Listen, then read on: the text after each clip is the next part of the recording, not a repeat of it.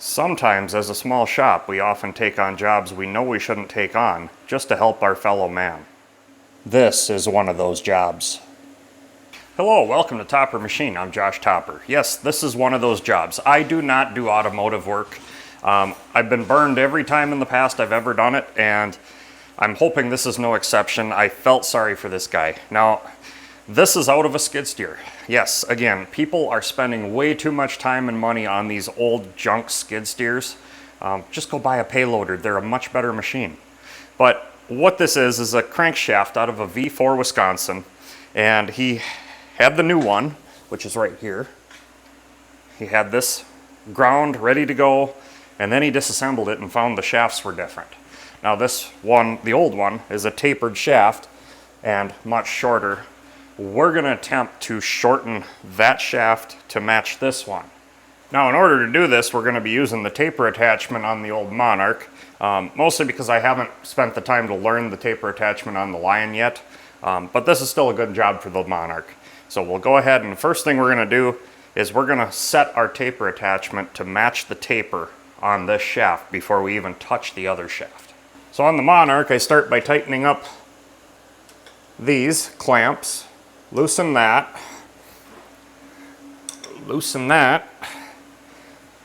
and now I also need to tighten that, but not right now. I'm actually going to bring it out so I can get to my adjustment here, and I'm going to set up a dial indicator so I can zero out my taper. Alright, so I'm all set up. Let's just see how far off our taper is right now. Quite a bit.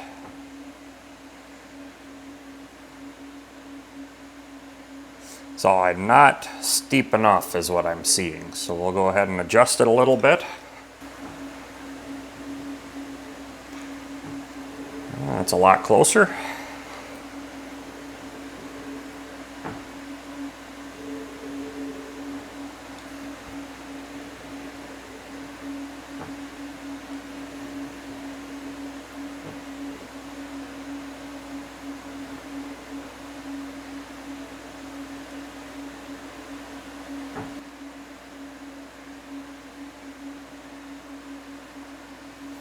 And there it is, we matched our taper. Now we'll set our taper attachment back up for normal machining and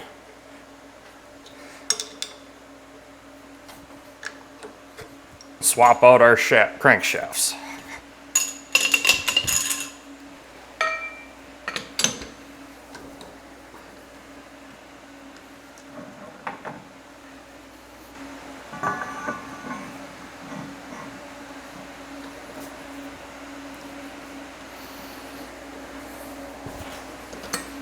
So this is going to be interesting. I have to take from this shoulder here, where the bearing sits, out here somewhere, 4.125 inches, down to this part down to 1.200.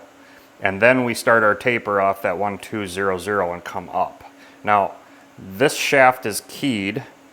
It's going to be an interrupted cut. The other shaft has a Woodruff key, so we're going to have to cut that Woodruff on a different spot.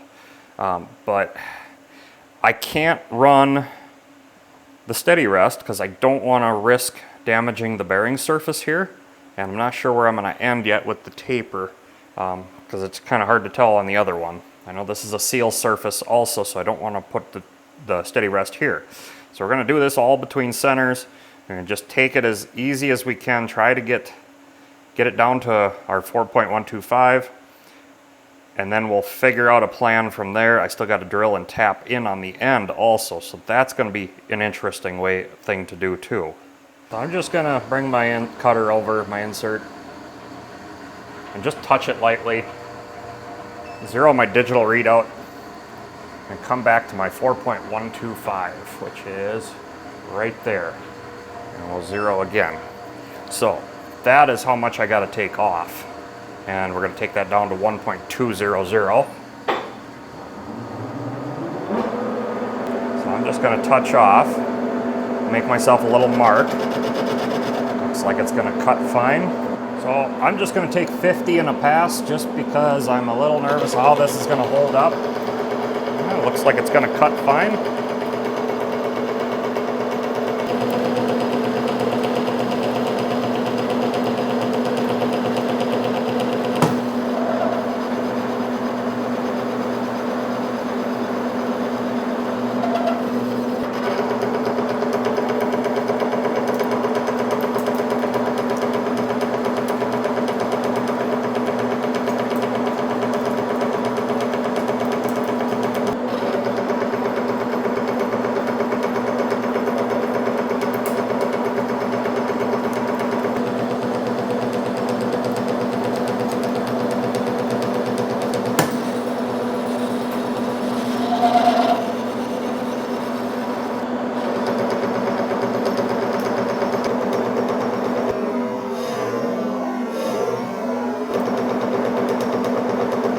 right, so I got 200 thou off. Let's see how far we got to go. So we got to go to 1.200 and they're at 1.241. So 41 to go. So because this is an interrupted cut, I'm going to take 20 and then check it again. Now this part doesn't matter, but I'm cutting it down to size just to give myself basically a starting stopping reference point.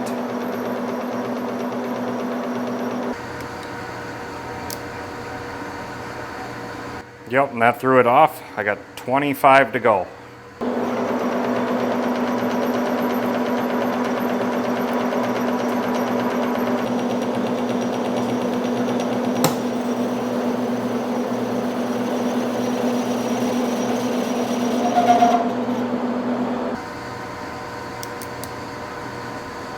There it is, 1.200. Perfect. Now we can set the taper attachment up.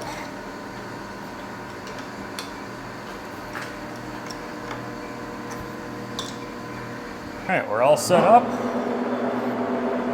I got my taper set. I'm just going to come over and I'm going to use the compound to bring it in because you basically lock the cross slide to the taper attachment. I'm just going to take a little at a time because of that interrupted cut.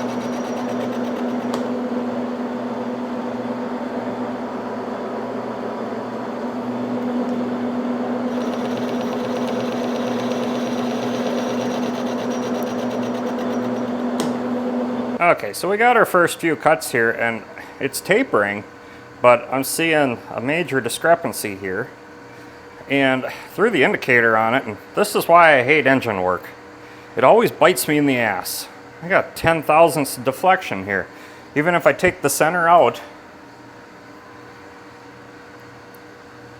I still got deflection. And I'm trying to correct that. I may have to throw the steady rest up there and try to figure out a way to run it without doing any damage to the surfaces here. So I'm going to go ahead and set that up and see if we can make this work.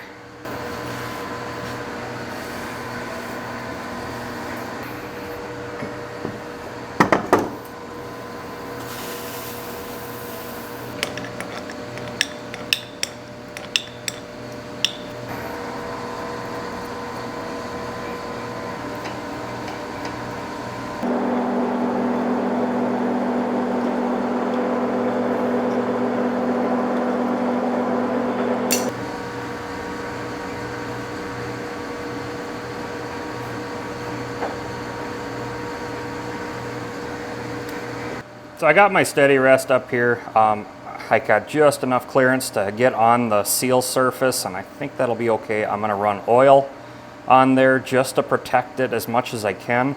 But this shaft is actually bent.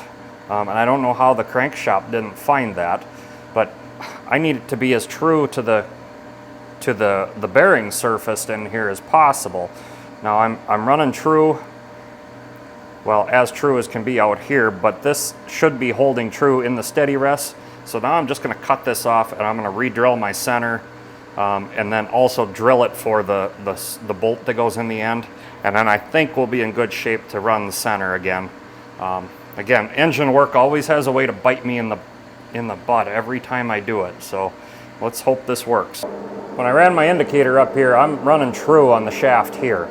And look at how much that thing's moving. Now, this is going to be an interrupted cut to start with, and I'm not liking it, especially since the shaft is a little bit harder, but we'll get through it. Maybe.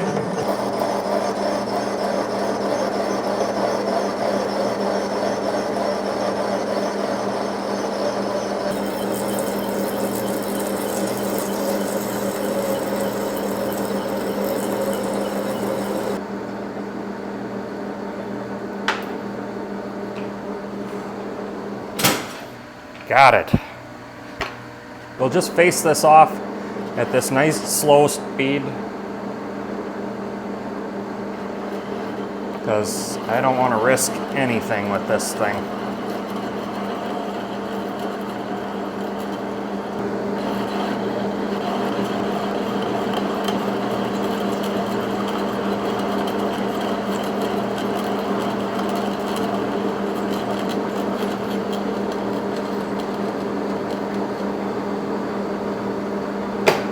I'm going to give myself a nice new center.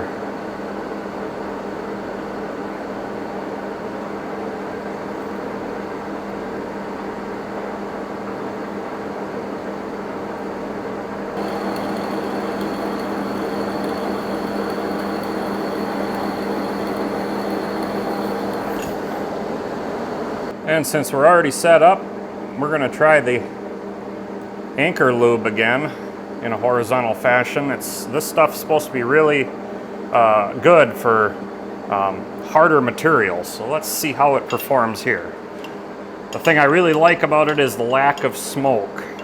It is a very clean cutting oil. It doesn't smoke hardly at all.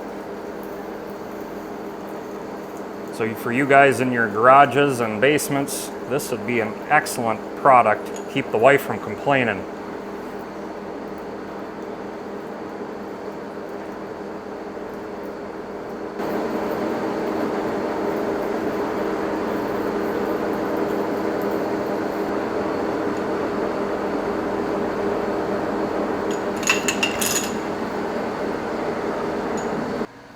All right, we got our center drilled here, and we drilled our tap drill hole. Now let's get the steady rest out of there, put it back in between centers, and finish this sucker.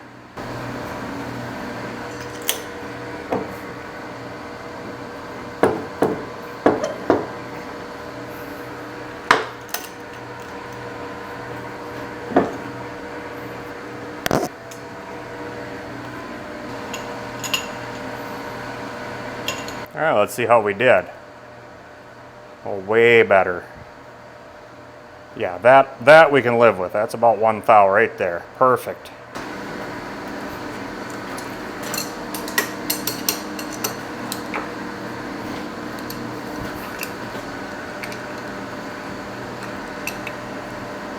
Okay, let's try this again and see how we did.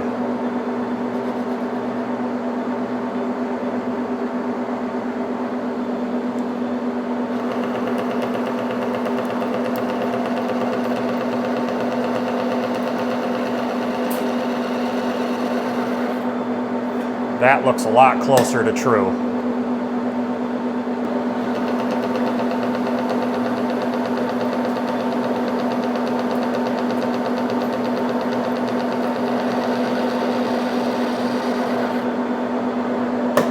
I'm going to stop here and I'm just going to test fit the hub that goes on there, and we'll see what it looks like.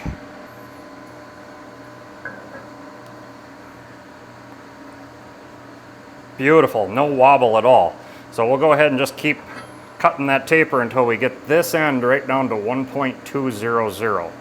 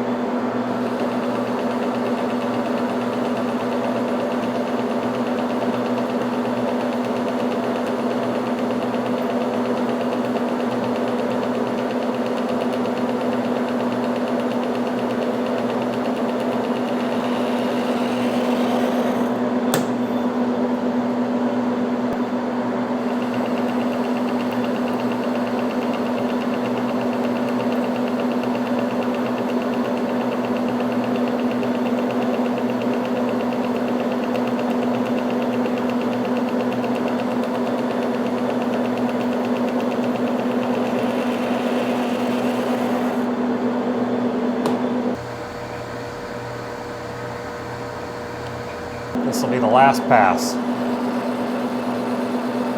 Didn't need much, only about 5/1000ths.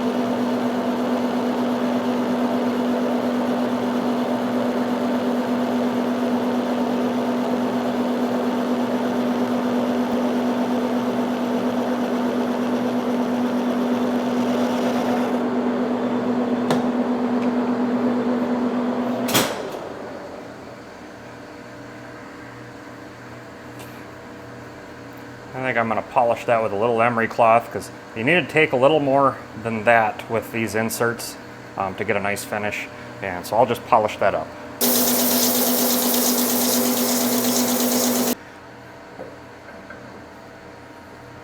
That's a nice fit there. And I measured the fitment from the end to the end of the shaft on the other one. And I went from the end of the shaft to the lip inside where the bolt and the washer lock it in. Ooh, I'm within about 5/1000ths of the other one without putting pressure on it, just sliding it on and measuring. So we got a nice fit there, no wobble. She's solid. Now let's get it over to the mill and start figuring out how we're going to cut that Woodruff key. All right, I got it over here in the Bridgeport. I got it figured out how I'm going to hold it. So V-blocks on the journals, the bearing journals, and they're just a standard tapered roller bearing on these Wisconsins. They're pretty good. And so I got my Woodruff cutter picked out, and all I'm going to do is touch it off on the shaft surface, which is 1 7/16", and then I'll bring it up half the distance of my cutter to get my zero, so I'm centered, and then I'll bring it up half the distance of the 1 7/16", and then we'll go ahead and cut it.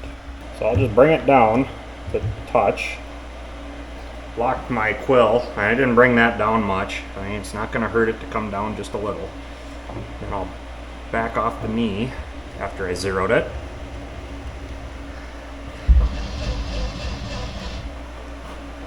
So back to 0, and then we'll go 125 because that's a 1/2 inch or 1/4 inch cutter, and then half of the 1 7/16", which is 7/18.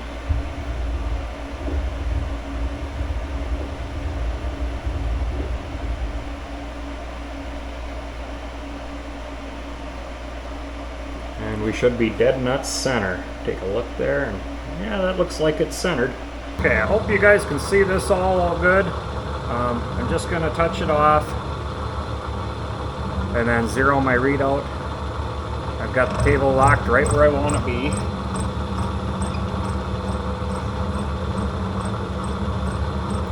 Oil her up. I'm only running 135 RPM just because this is hard and I'm not sure how it's going to cut.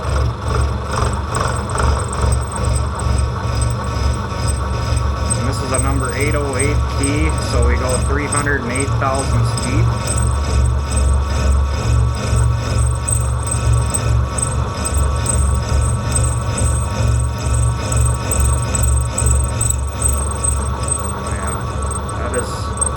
Fairly hard shaft, so we'll just keep oiling it.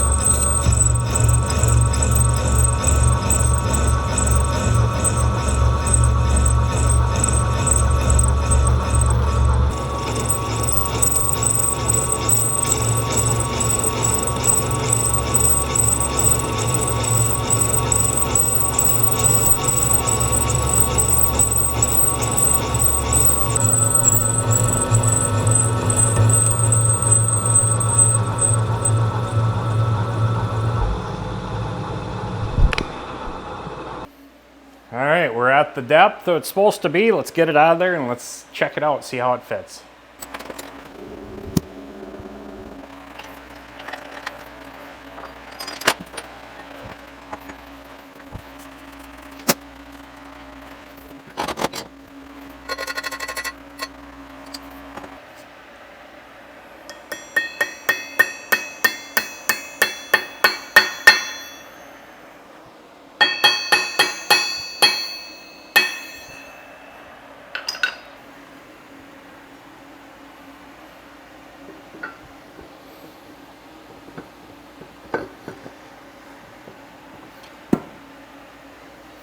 Beautiful, perfect fit.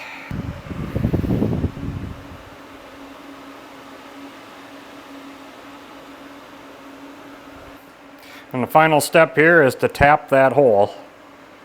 And we're going to again use the anchor lube. Just put a little bit on each flute.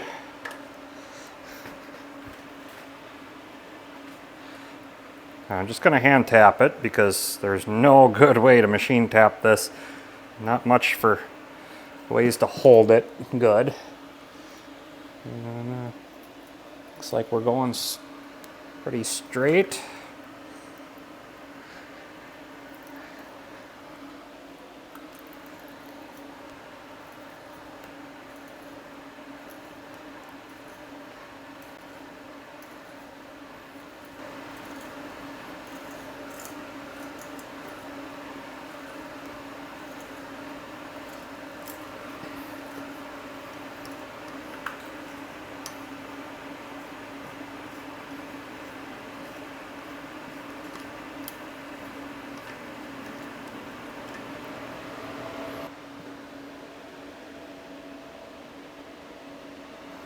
There it is, all done, ready to go back to the customer. Well, there it is, another unique and interesting job that I generally don't take these on, but I felt bad for the guy, and it came out really well. So he'll be able to get his machine back up and running. So filled with problems, typical engine work. Anytime I've taken it on in the past, it's always bit me. This one was no different, but we got through it, found the problem, fixed it, and worked on and came out with a really good product at the end. So I hope you enjoyed the video. And with that, till next time, get out in your shop and get it done right the first time.